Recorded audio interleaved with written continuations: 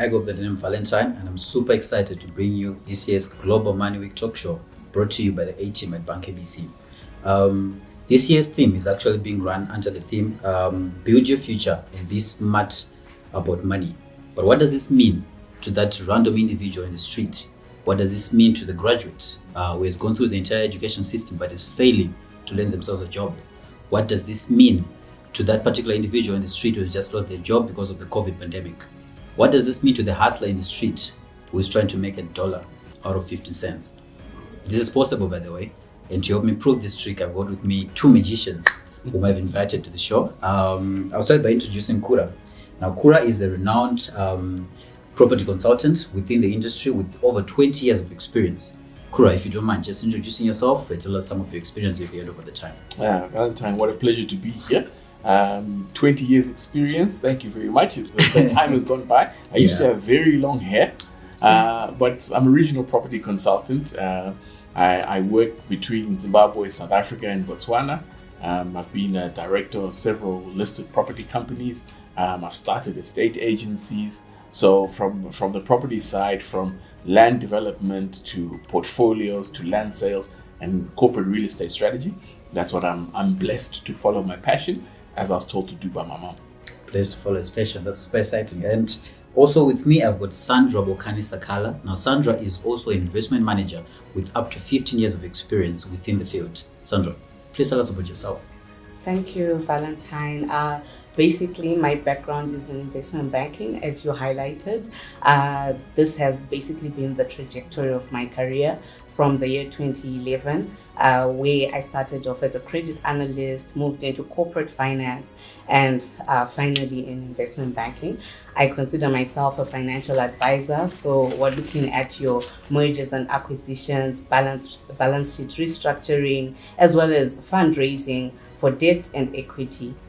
So that's a brief about myself. Experts, as I said, and magicians. So I think to prove some of these concepts and also just to answer some of the questions that the youth may have within Zimbabwe and also across the world, we're just going to go through a couple of discussions just to try and address some of the major issues that are affecting youth of today.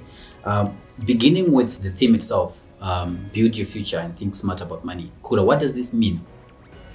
Well, from a youth perspective, you have the benefit that the generation that is coming to the market now are probably going to live the longest. So the horizons, when I was growing up, I still very clearly remember adverts by the then Beverly Building Society about earn $1 million or save $1 million over the next 10 years. So you're going to have to take a very long view of life, because life at 20, my guy, you're going to live to 90 and 100. So you've got to understand the reality of cash flow and where cash flow comes from, and the concept of cash flow to survive with your meeting your needs, but an asset base that actually generates cash flow into perpetuity, because at some stage your energies wear out. Your activity to generate an income by doing something, it expires, and you're going to have to plan for your retirement. So that's something, if somebody could have told me this when I was 19, I would have bought properties earlier. I would have started smaller and not waited until I grew up in Dawida and Dev to buy my first property. You mentioned 19. Sandra, what do you think is the proper age for us to start thinking about money management, wealth management? And also, we've got parents within our families, and also we've got institutions that manage this youth.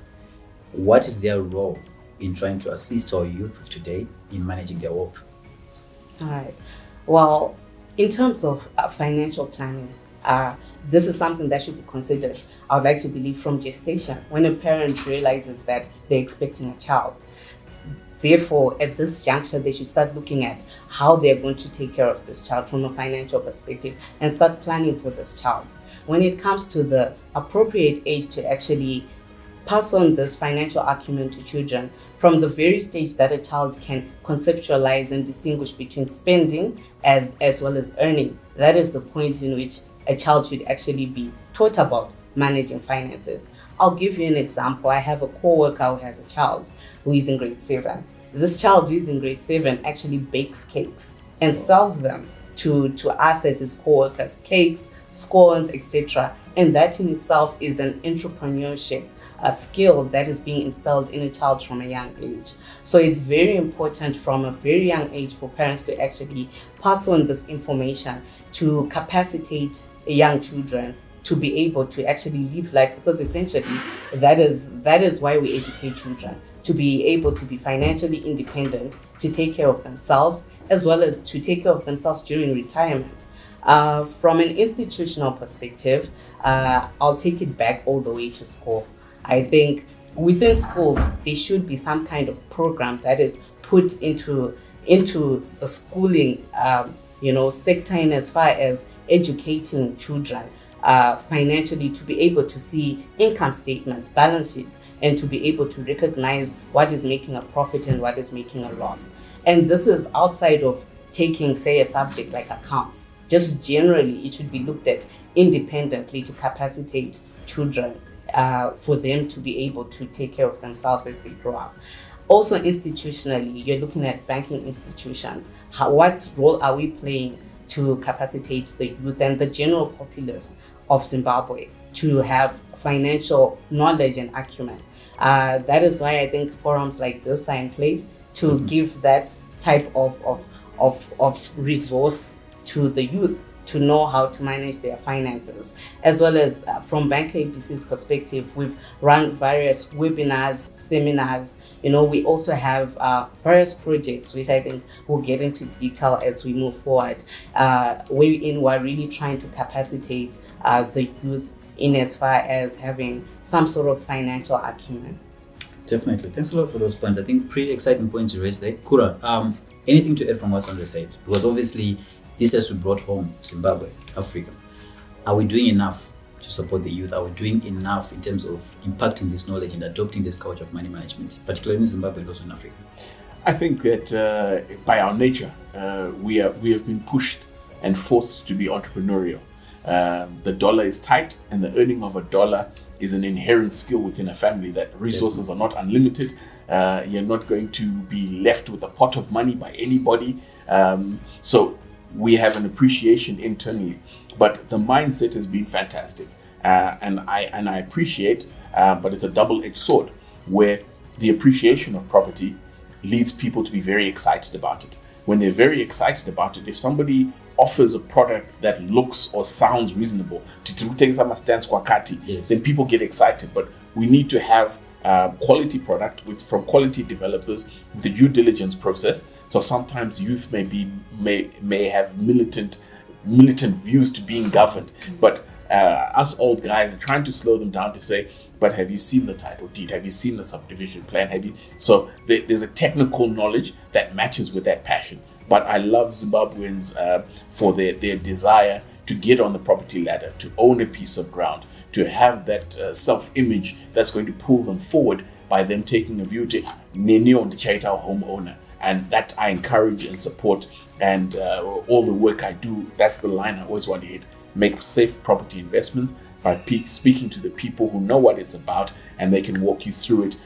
We love working with banks because banks have perfect credit check systems and due diligence systems, so that your money is not going down a deep hole. The earlier you start, however small it is, 300 square meters, Township, perfect. It's a start. It creates, stores, and then generates future revenues, which is what the game is all about. So for those exciting points, you do mention property, and obviously the levels of property management, and in terms of wealth management is quite important, really, especially given the retention of value, as you mentioned, and then also the capital appreciation that comes out of it. This is all academic, Sandra, and traditionally we've just been told that go to school, get a job, right? Get yourself a job, good paying job, build your future from there, right? But how important is a formal job, and is it enough? Can you say I wake up each and every day, go to work from 8 to 5, and then make wealth out of it? What else can you do? Well, in terms of being formally employed, I think formal employment builds a false sense of security. Why? Because you get paid on a certain date every month, and you think you're secure. But in actual essence, if you're looking at financial planning, financial wealth in its capacity, you need to have multiple sources of income. That is the desired position, because the economy, it's so unpredictable regardless of where you are staying or which country you are staying in. You don't know what will happen. Your company or your employer may become bankrupt. Then what? So you need to have a plan that looks beyond just the near future. You're looking at your retirement plan. So definitely, I would like to believe formal employment is great, but as the youth, I think it's key to actually look at alternative sources of income. What are you good at that you can start in terms of a small business? How can you expand it? There are so many opportunities in this country alone that you can actually try and hold on to and grow. Thanks a lot, Sandra. So Sandra mentions finding a hustle, as people want to put it, right? But you then find the youth of today pointing fingers at the economy, for example, right? The economy is bad, not just for Zimbabwe, but across Africa, developing economies really. Is that an excuse? Is that a good excuse for someone to say, I didn't make it because of the economy? I didn't make it because of the circumstances I find myself in terms of governance or the kind of economic environment I find myself in. You are a product, but also an actor in your circumstances. So I love the expression, no one is coming to rescue you. No one is going to come and save you. No one is taking you to the gym. No one is asking you to open a bank account. No one is asking you, are you going to stay healthy? All of that is the individual sovereign choice. So what is entrepreneurship? Entrepreneurship, yeah, it's fantastic. We can see the great legacy of something like BancABC, and we can laud the late great Doug Munatsi and talk about what he did. But where did he start? What did he start doing? And it's as simple as seeing a gap. There's a gap between the cost of something and its value. And then you can do that. If it is if it's buying airtime on your phone using one of the mobile platforms, you pay for it in RTGS. Somebody's paying you in US dollars, and there's a margin between that. Once you start getting that at scale, you start moving on. If it's my son at high school, I become Maputi, and he'll sell Maputi, and you say, okay, come salad, what's he doing? But there's a hustle. He says, no, there's a gap here. This is what I can do and make it. And that's invaluable. You look at anybody, Google, Apple, Microsoft, they all started in a little garage somewhere. So it's the vision that's in us. The environment doesn't necessarily support us, but even a challenging environment, that's the gold. If I gave you $1 million today, it's less valuable to you than if you'd hustled and learned how to make that $1 million. We see lotto earners go broke because they never had the money mentality to say, okay, that's what matter that gold, this is what I can do with it. Yeah. So our environment, yes, is where we are and where we're situated. But as far as I know, we've got legs and initiative, and we can move if the environment is not supporting us, but we can also profit from the chaos that surrounds us. Definitely. So obviously those people are born in money, right? Before they start their first business, they've got this shock of $1 million, as Kura mentioned, right? But obviously that's for those with that benefit, right? Those who've been born in money and beneficiaries of generational wealth, right? And for most people, they've got that case where they don't have that kind of generational wealth benefits, right? How can you break the case? You're an individual, you've been taking care of yourself, you have to take care of your parents, your grandparents. But instead, it should be the other way around. Your grandparents should have created wealth enough for you, right?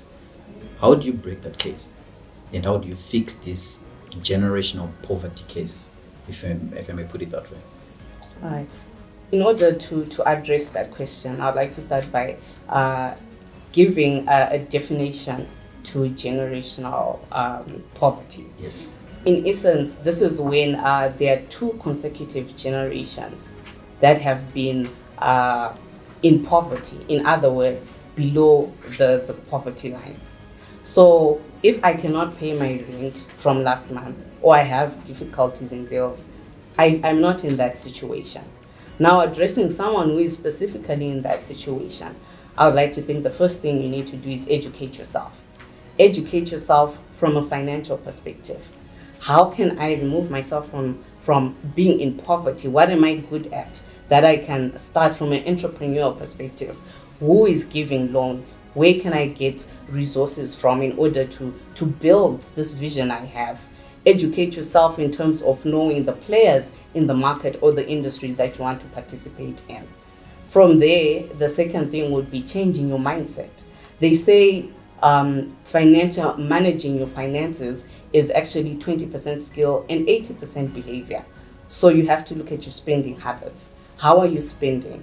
What are you prioritizing? And also just looking at it also from an angle of perhaps renting versus owning. Where are you trying to go? Are you trying to own? So what are you doing in order to save to reach that position? So all this has to be taken into consideration. There's an English saying where they basically say, give a man a fish and you feed him for that day. Teach him how to fish and you've essentially fed him for a lifetime. But one key factor is basically, how about giving this man a fishing rod? Because that's the start in essence. Yes. You need to capacitate someone. So in terms of resources, we all have ideas essentially, but these ideas, they need a starting point. You need resources to bring this idea to make it physically to actually implement it. Yes. Okay. So I think in terms of resources, there are so many opportunities. You look at, even say for an example, as BancABC, we have our Ignition Hub. We have competitions that we've run where there's actually a financial benefit at the end for innovative ideas. If you have an idea, look for those opportunities. It's not necessarily about looking for loans, but also looking for opportunities, whether it's from non-profit organizations or whether it's from these other organizations that essentially provide scholarships. There's always an opportunity somewhere where you can essentially look at that. Definitely. You mentioned 20% wealth, 80% behavior. Kura, coming to you. What is that behavior exactly? Obviously, you see youth of today being concerned about the looks, perceptions, right? You get your first money, you've got this big hustle you've done, you've got money, and then the first thing you're deciding to do is you're renting, probably, right? And the first thing you decide to do is to buy the latest Mercedes Benz, right? Concerned about pulling up in a foreign or putting on stuff that makes you look rich. How important is that, building perceptions, and how is that affecting the youth of today? I think the youth of today is the most under pressure generation. Everybody's taking selfies. Nobody's rushing to social media to show how bad things actually are at home. So I understand the pressure. But try and be an outlier and try and think about you and your needs and your future. So in economics or accounting, they'll tell you what is an asset. An asset is the temporary foregoing of a present benefit for a future gain, right? Yes. So take the view, if you've earned that first dollar, you don't extract it. Madaredu, if they ran a bottle store or what have you, they learned a new kutichi. You can't, turnover is not profit. You have to restock. If you sold out on the weekend, fantastic. But you need to go back to the supplier and the distributor to buy something next. So if you can take the view that there's a separation, of your persona from the thing you're doing. So Mariri Mutil belongs to the business. It's not yours. It's not yours. And if you have a view that that thing is a thing of asset, an asset of value, then you respect it and you look after it and you say, what can I do so that this thing, if it's shown me that it can give me a 10% return, well, if I put that 10% on and then it compounds because I do more with it, then I'm going further. Don't worry. With the youth of this day and age, they say, look, don't worry about multiple women. Find one and focus and work with it. And that's the same thing with any principle. Don't try and be the coolest guy, the dude with the most amazing X, Y, and Z. Focus on one thing. Build who you are today so that it will take care of you well into the future. Thanks a lot for that point, Kura. So you're building yourself, right? And along the way, you have these responsibilities that you have, Sandra. You have got parents who sent you to school. They literally depleted their own wealth trying to send you to school. And now you're faced with a situation where they can't even support their own parents, right? And then you're the one who's working. And this little hustle you're doing is now split over a wide array of people. It's yourself. You want to take care of yourself as well, but you're taking care of your parents and your grandparents and a lot of relatives in the middle of it. How do you deal with that? Because this is basically what people would call black tax, right? How do you deal with it as a young person within Zimbabwe or even across the world? Black tax is real for everyone and it's happening. How do we deal with it? Yes, definitely, I agree. I think black tax is something that's inescapable, essentially, and we have been conditioned to believe that it's actually a cultural obligation. I think the first thing to do there is basically from a personal financing perspective. When you're managing your finances, you need to have some sort of cash flow. A cash flow wherein you look at the income you make, you look at your expenses, and you look at your savings and your vision. How are you financing that vision or building towards it from your income? And then comes the black tax, those expenses. So you then need to prioritize. What are you prioritizing? And as far as black tax is concerned, I like to believe educating extended families is a form of empowerment, and therefore that should be a priority. But when you look at able-bodied extended family, why not, instead of offering money, offer solutions? Also give them this business acumen or this financial knowledge that you are trying to also gain. Also pass that knowledge to them such that you are also empowering them to make their own money. So it's essential to not always have a solution in the form of money, but a solution that looks at a suggestion or a venture that could actually lead to the creation of wealth. Thanks a lot, Sandra. So Kura, is it okay if I just turn the other way and look aside? Said, you know what? You're my parents, you have to take care of me. I don't really have to take care of you. Culturally, I don't think we're built that way. And for a progressive society, I know it's not that way. Yeah. Let's give it a broader context. In Africa, we call it a black tax. Everywhere else in the world, it's called the sandwich generation. Yes. So it's not unique to us. But here, we have our parents might have been very diligent and coming into the new Zimbabwe. There was a very high reliance on financial products, and with our hyperinflation, all of those disappeared. So it created people who had been very prudent. The nurses, the doctors, the lawyers, they'd gone and they'd bought a policy, and they'd done an endowment, and they'd given an asset manager all these funds that evaporated away. So there's circumstances that we find ourselves in. But beyond that, the reality is everybody's got a pair of hands, and in this world, the more hands and mind get applied to a problem, the sooner we're going to deal that problem. The sovereignty that we have, you must accept. You've come from somewhere, so you should have the biblical honor thy mother and father, and honoring them is making sure that those who gave you life and got you so far, can you reciprocate that? Yes. And as time goes, we become parents, and then we look at the little Johnnies and Janes that come behind us, and I hope you've had the hard knocks, and out of those hard knocks, you can distill some sort of knowledge that you don't want to incapacitate them to an 18 here's a trust fund, everything is cool, but you want to leave them with a base so that they're not starting off where you started off. You've spoken about, Sandra has spoken about intergenerational poverty.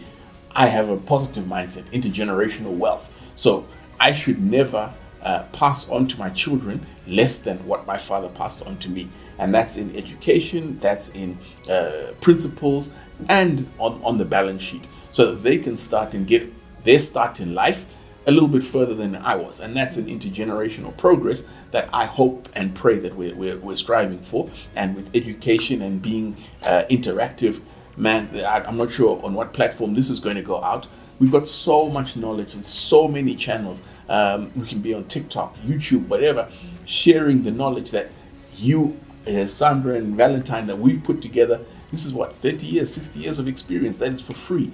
And somebody just needs to have the heart and the will and the mindset to say, let me drink of these waters and we can go forward. Thanks a lot. Just to add on to what you definitely said, just to pick up, I think you mentioned something interesting about it, looking at it also from a biblical perspective where really honor your mother and father. I think also in terms of black tax, from your perspective, we can also break that chain when you look at it from, okay, I'm taking care of my parents, but I'm now capacitated to know that I should have a retirement plan so that I don't become a burden to my child and expect my retirement plan to actually be him.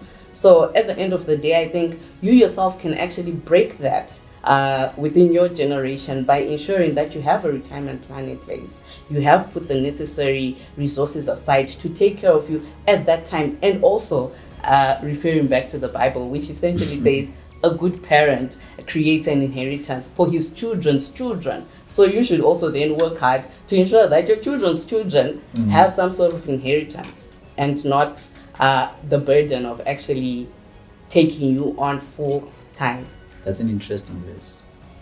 You should take care of your children and your children's children. Yes. Wow. Sandra, I'm going to take you on a different note, right? Entrepreneurs out there, COVID came and a lot of people were left jobless, really. A lot of people were left with no choice but to be entrepreneurs, right? But one of the major pain points is the issue of funding and some of the alternatives that you have in terms of projects. What would you give as tips in terms of one, access to funding, right? That's number one. What would you do as an entrepreneur to make your business palatable with banks, for example, so that at least you can actually access funding? And what are some of the projects, lucrative ones, which you can actually look at? And can I just take notes? So speak slowly. 'Cause I'm taking notes. Oh my goodness. Okay. Firstly, I think as an entrepreneur, the main thing is to have a business plan. This is essential because your business plan sells. So when you're looking at a business plan, you should have a full market study. What product are you actually targeting? Who are your competitors? Who are your customers? And what is the environment like in terms of the economy? So it's essential to have that business plan because it's the starting point. Secondly, I would look at having skin in the game.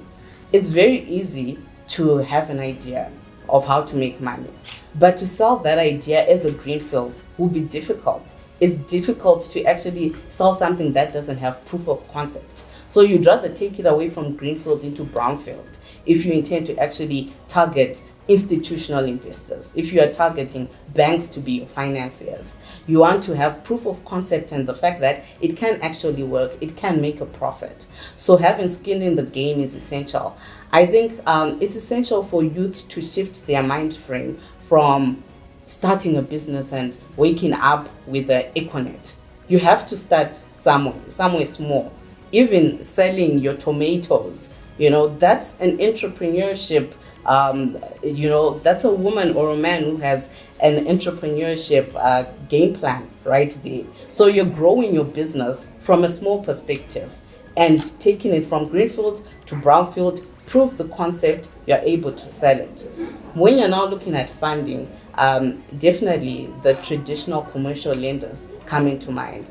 Us as a banking institution, we do offer SME loans, we do offer micro loans. That is definitely available. But for it to be sellable to any institution, there definitely has to be a proof of concept.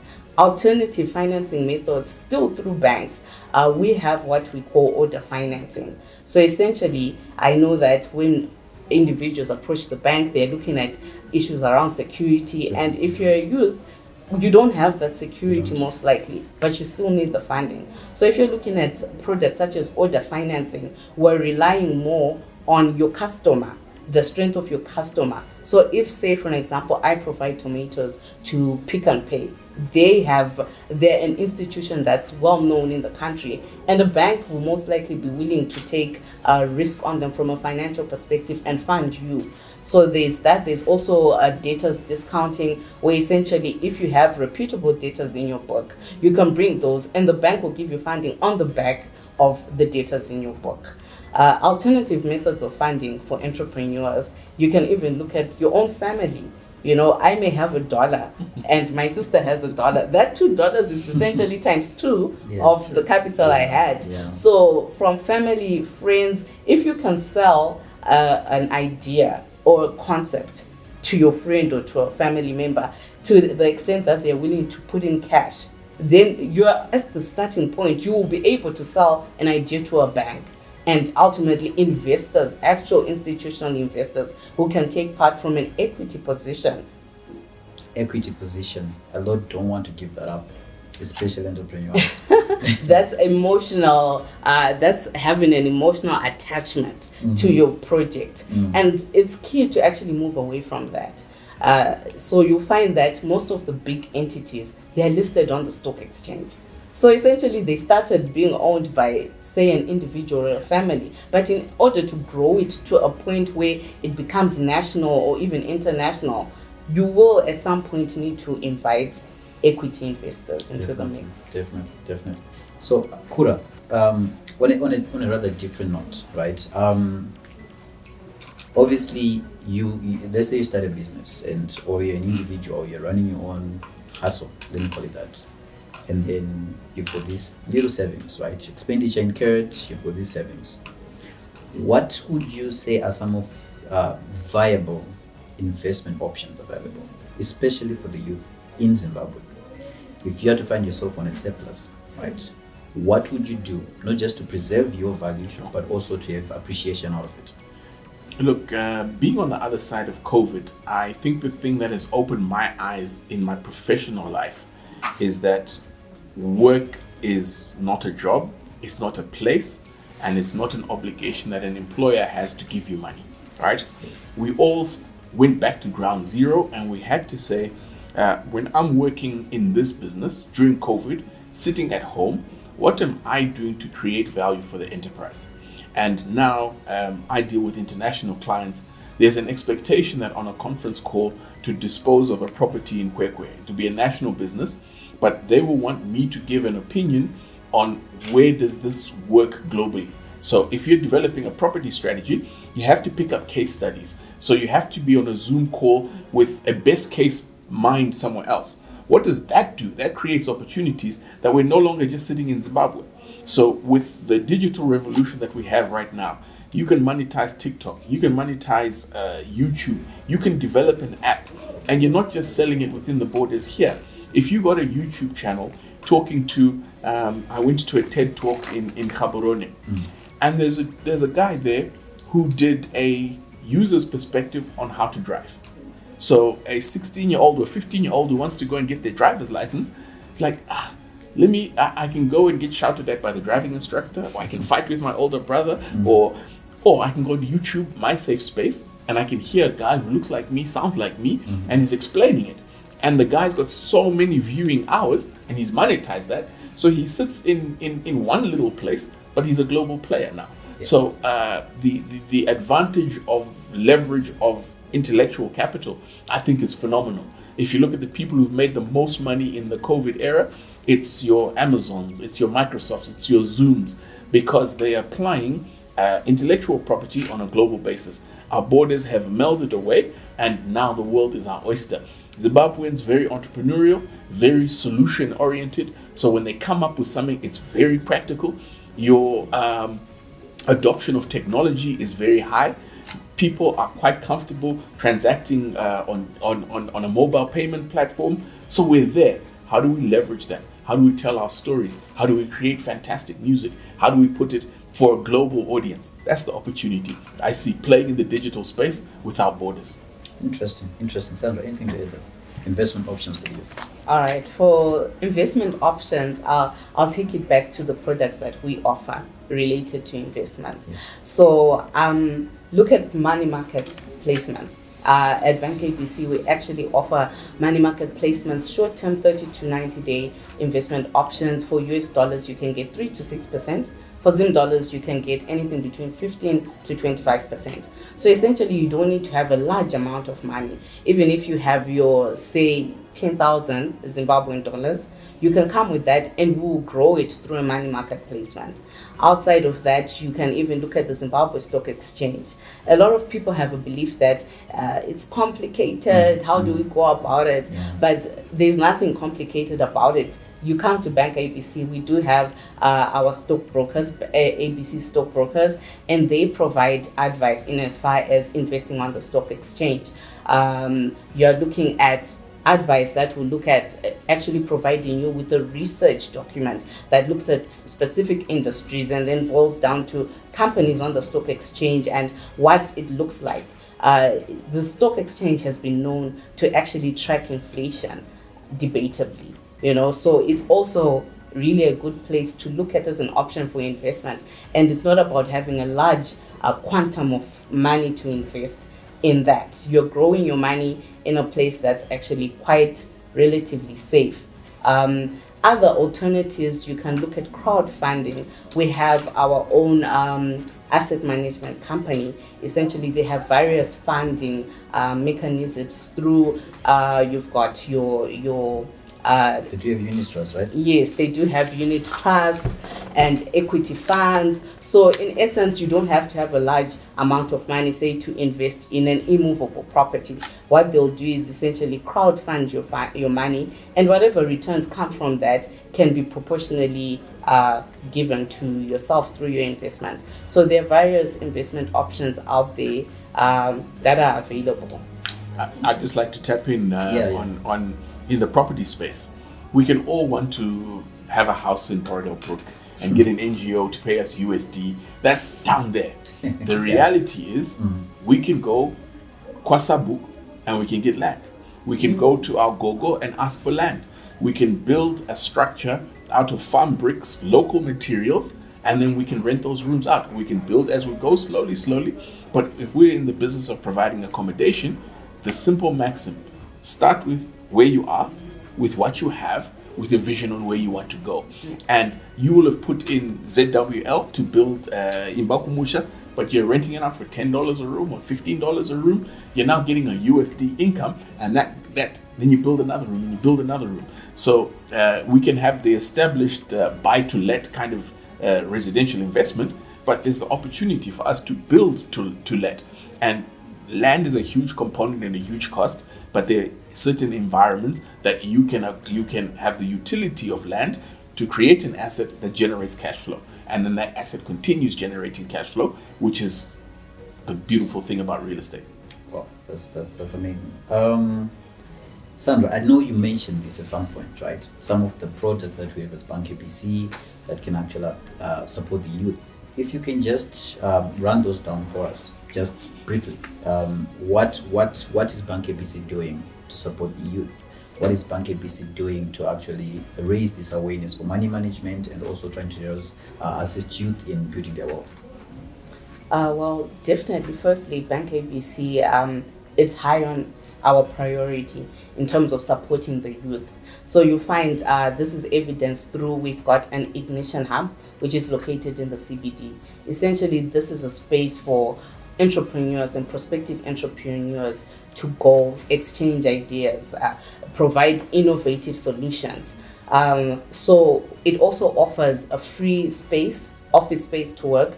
It offers an opportunity for networking with like-minded people. It also offers an opportunity to actually partner with the bank based on whatever innovative idea you have, sell it to the bank. And should this meet all our criteria, then automatically you have an opportunity to actually get funding for this idea. We also have various products that target the youth. We have an account specifically for youth that can be opened. This account also comes with financial advice in terms of whatever ideas you have from an entrepreneur perspective, as well as investment alternatives, which I've already mentioned prior, looking at your fixed deposits, etc. In terms of informing and capacitating the youth, we have been really on a drive in terms of providing seminars and webinars that actually capacitate the youth to know and have some sort of financial acumen in terms of how to take their businesses or their ideas to the next level. And these are always available, and it's really open to the market, to the Zimbabwean populace to actually join and partake in that. We also have another product called Bank Assurance, which is essentially an insurance product. So the beauty of this product, it's essentially offering insurance to youth and basically all account holders. But on top of that, this product can also give you a credit guarantee. So if you're looking at applying for a loan from the bank, you don't have security. That credit guarantee can essentially suffice as security. So it really has it's a double benefit type of product. Interesting. And that's just the top of the iceberg. So for more information, obviously, for those listening, they all can obviously just visit any of our branches for more information, right? Kura, Sandra, this has been exciting. This has been quite informative. Kura, any last words for our audience? Obviously, from your wealth of experience. My late mentor left me with the words, property is the greatest get rich slowly concept there is. Start small, grow incremental, but the compound interest of a regular income when the asset is not depleting but it's actually appreciating. So you've got an asset that's stored value, very important in Zimbabwe, but the asset generates a cash flow and that cash flow grows. You've hit the holy grail of investment, something that keeps on giving a cow that you can continue milking if you look after it and it remains healthy. I think that's the greatest gift you can give yourself and your family, with the vision to provide not just a roof over your head, but the cash flow that makes life make sense.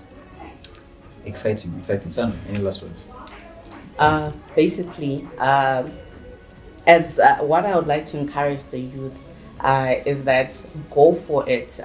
Don't be scared to start something. Start small.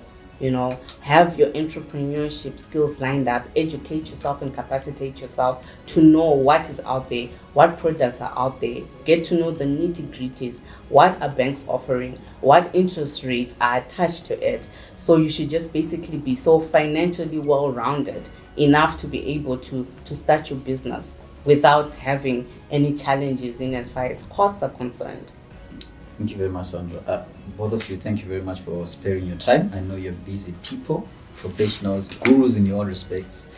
Thanks a lot for coming through. There you have it, folks. This marks the end of our Global Money Week talk show, brought to you by BancABC. Thank you for watching A-Team Stories. Make sure to copy the link on this video, watch it over and over again, and share it with your friends. Stay tuned for more.